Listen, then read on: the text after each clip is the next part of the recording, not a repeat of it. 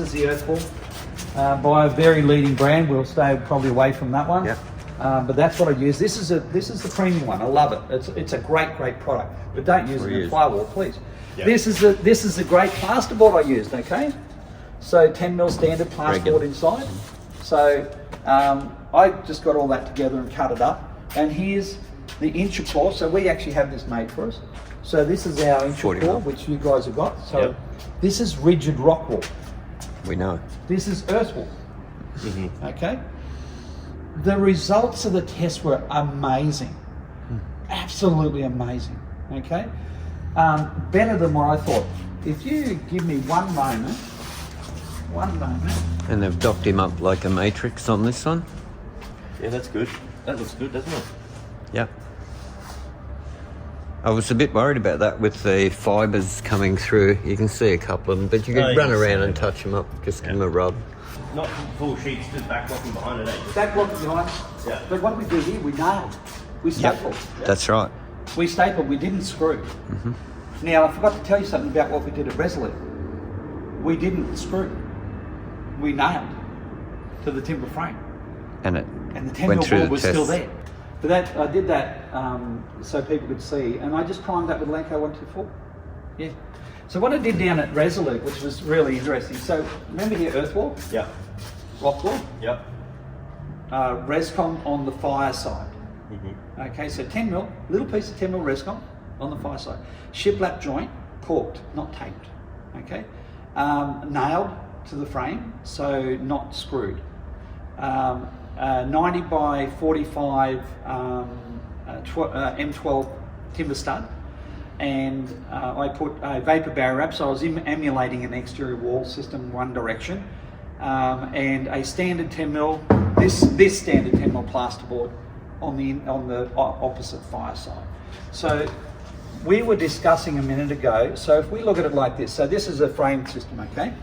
So if we look at it like this, what I wanted to do was find out, so say there's a stud here, what I wanted to find out, and this was wool, okay, so this is wool, this is a void cavity, and this is inch core, so rock wool. So what I wanted to find out was to prove the truth. So debunk the lies. I have a low tolerance for BS. So, but nobody's going to listen to the little guy.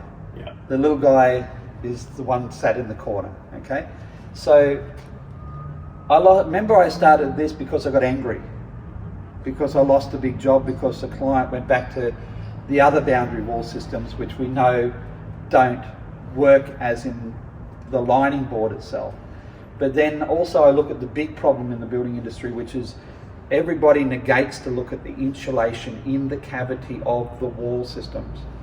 Forget about fire and all that, just think about thermal acoustics, think about radiant heat transfer, think about heating and cooling, then think about fire. Also think about moisture and water in the cavity.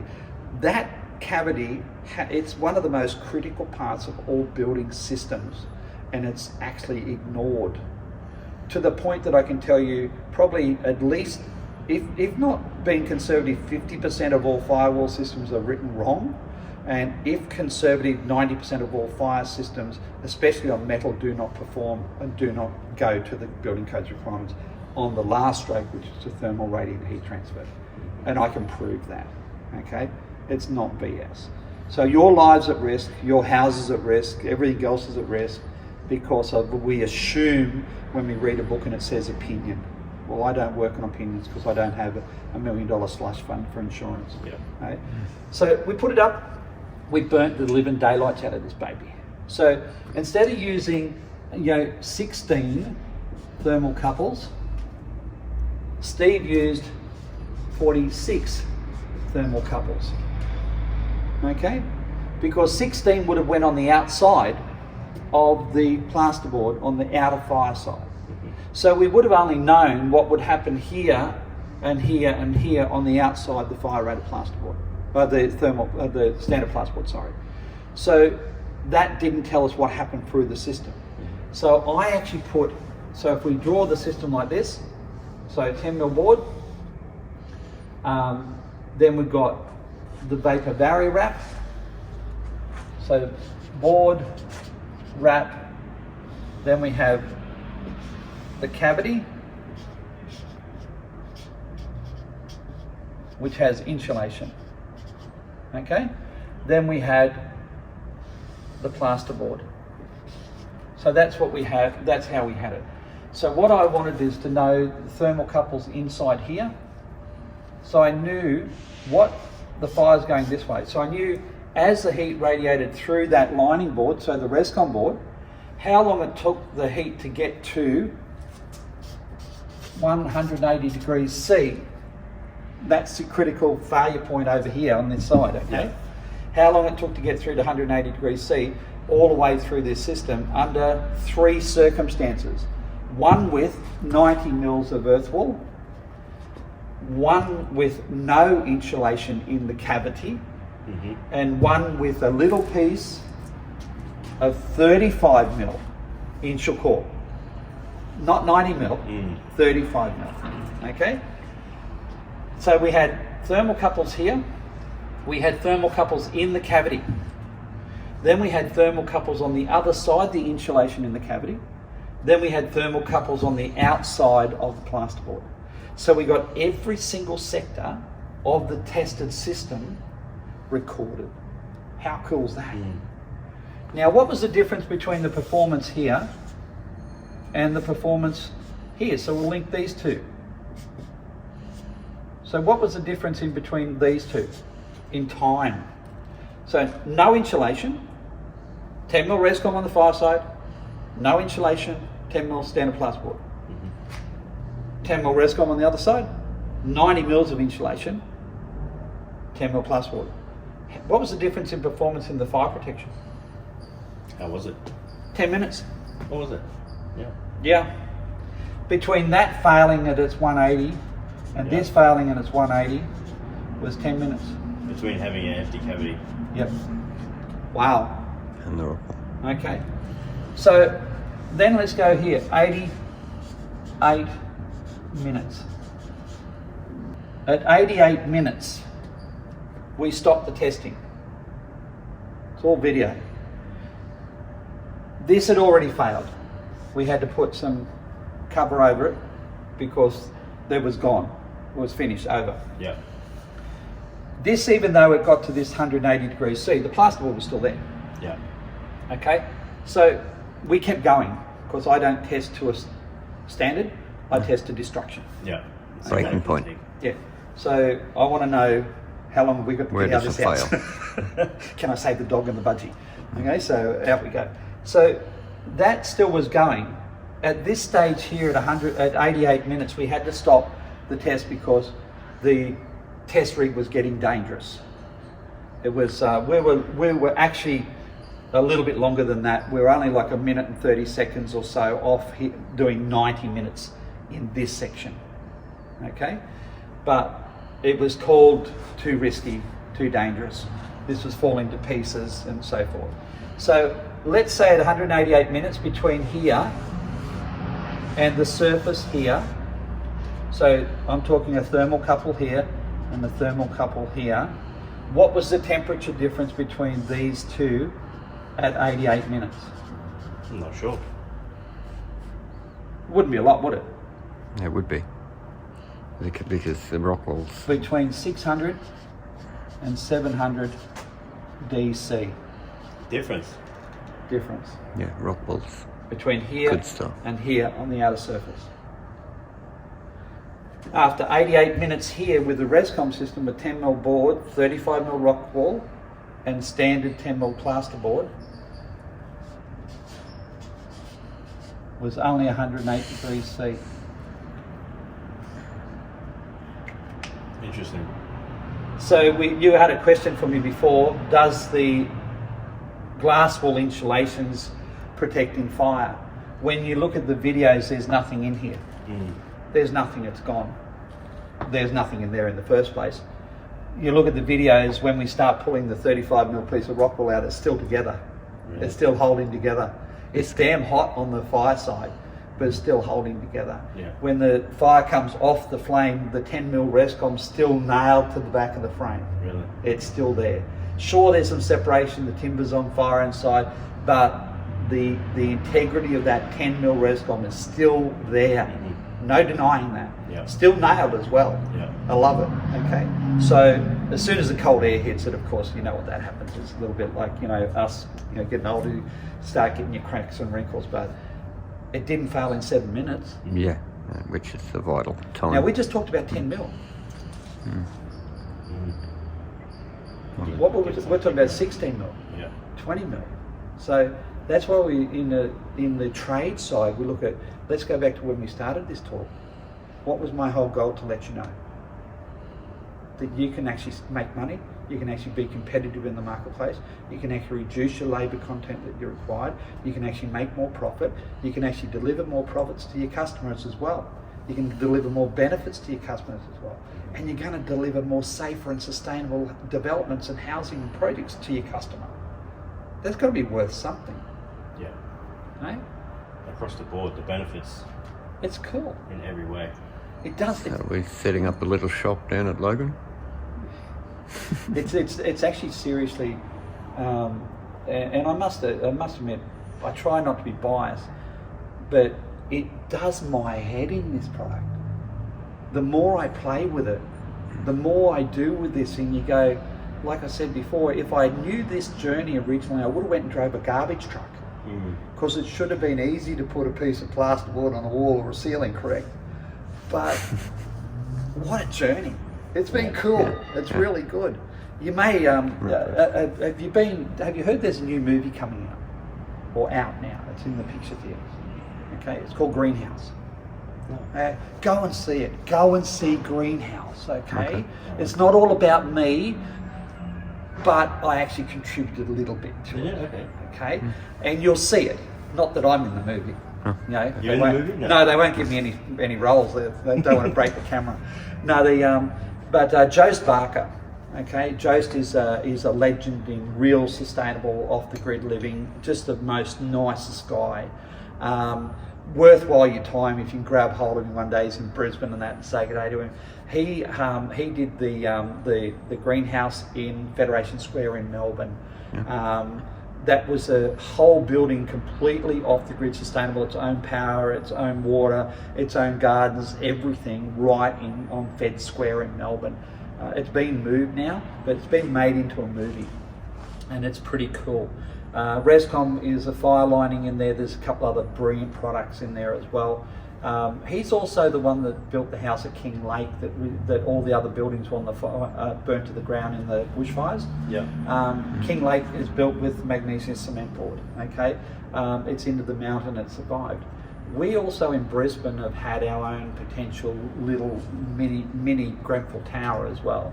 Okay, and I don't say that lightly because a lot of people lost their lives in Grenfell, but we had a true example of that here. And one thing from is different to owning a company and knowing how your material performs in a testing laboratory to how's it performing in real life. Did it do its job? We don't want to know that, do we? We really don't want to know that in real life, because we know something's happened and somebody's lives or property's been put at risk. Okay, but did we find out? Well, yes, we did. There was a building built in Mount Gravatt, a high-rise building there, apartments. It was a criminal investigation, so I can't give addresses and things like that. A young guy had a fight with his partner, I believe, and loaded up the storage room in the foyer and set it on fire early hours of the morning. So people could have lost their lives in there. So there's 34 people or something living in the apartments at the time. The great thing is, and I've got pictures of it because I wasn't allowed on site, and I snuck on. The plasterers guy doing the fit out let me on because we're the supplier of the materials. The one thing, the guy, when he lit the fire, didn't know that the whole building outside and inside is built with Rescom. The fire never got out of the storage room. Really? How cool. Yeah, very good. How cool was that? Okay. So when we look at Grenfell Tower and many buildings scarily in this world, The elephant in the room wasn't the exterior cladding. The elephant in the room was not the exterior cladding. I'm going to show you over there. From the inside, didn't it? It started from the inside, so Yeah. therefore the internal wall systems and ceiling systems did not compartmentalise the fire. Okay, so the reason why that didn't happen is using a semi-non-combustible drywall plasterboard. The word is semi-non-combustible. Okay, paper burns, doesn't it, guys? Yeah. So how can it be non-combustible? Can Okay? So the fuel inside those apartments had to be something horrendous because it had 150 millimetres of solid Celotex on the outside, which is PUR foam.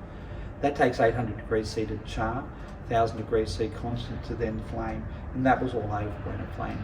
But how the hell did the temperature ever get that much to go outside? Engage that. That poor little piece of aluminium on the outside, even though it has a flammable core, polyethylene core, it was like standing on the side of the road. You know, you had no chance of survival. It was an innocent bystander that got blamed for the whole fire. Has anybody come back and had a look? They're not coming back and asking the real questions. Yeah, the source. Okay? If that apartment in Mount Gravatt was built out of fire-rated plasterboard, the story that we just told may not be the same. That's true. It's true. May be the same, but the chances may not. Go to many of the buildings in Brisbane. Wouldn't have spread in the first place. Well, we look at what were the ones that two fires that happened in the early 2000s in Fortitude Valley in here. McWhirter's now? Yeah, just up from McWhirter's. There's one there. The 5 or 6 apartments got damaged and so forth. The fire should have been Cathedral Place. That's it. Yeah. Those fires shouldn't have spread if you built with this. Yeah. You know, the other thing too with the Rescom and upstairs in our offices here, we profile all the window frames. Okay? So you remove any timber or plastic around the window frame. So a fire comes or a fire event happens, you protected all your core, you protect your steel frame or your timber frame, you protect the thing with a A1 non-combustible material. You can't profile drywall, plasterboard, you can't profile Portland cement. I was about to give a name. You can't profile the cement board, but this you can profile with 45-degree angles. You can CNC it on the other side of the wall here. You can express it and do all that type of stuff. Okay? So, and so there's a lot to know. We're going to do our own test as well. Actually, I did throw 2 strips of Rescom on a barbecue on the weekend. Did you add some salt and pepper to it? I didn't. Seasoning. No, we actually tried a dampener and seeing how it closed up under the heat. Yeah. It did really well. Just closed up really fast. Yeah. And then we stoked through it again, made another hole, and it closed up again. Oh, awesome. Yeah. But we wanted to, like Eugene was saying, build like a box and then stick it in the fire and then see how it goes, you know? Put the pizza in. Yeah. Yeah, I Well, got the pizza won't cook if you stick it inside. I got some photos from the guys down in rebuilding a building down in the fire zone in Victoria, and they've done, the home looks fantastic. It was a beautiful, beautiful home. It got completely burnt to the ground, so they rebuilt all of it with Rescom. So it was in winter, I think probably about 2 years ago now. So they sent me a little video and a picture back. So the boys on Friday afternoon and finished, and it was cold and sitting down having a beer, decided, I will see how good this bloody shit is, you know, okay? So they just threw a bit of the old scrap timber together, threw a bit of the Rescom on the other side, and they got all this timber, you know, pushed in up, and they burning all the logs and that. So they put it up, and they sent me a video. I said, put it closer. So they put it up as close as they can, virtually against the hot coals and everything. Now that's huge radiant heat continually. You know what the next photo they sent me was a little puppy dog. Their little pup's gone over and laid in behind the Rescom on the ground, and the fire's on the other side. We're still there the next day. Yeah. The boys in Coolum built a place up here out in the Nevers, and they did the same. You know, basically on the piss on a Friday night, threw a whole lot of the Rescom on the fire. Next day the Rescom's there, the fire's out. We might get a little one of those blow torches from Bunnings. Get 2.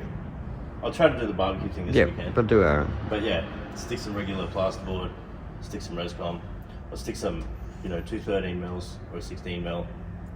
Do a few tests. Yeah, and then put them through some flood waters as well. Yeah. You know. You got to go find some floods. Oh, we can find plenty of those. Hey, come over this way. I'll show you something else.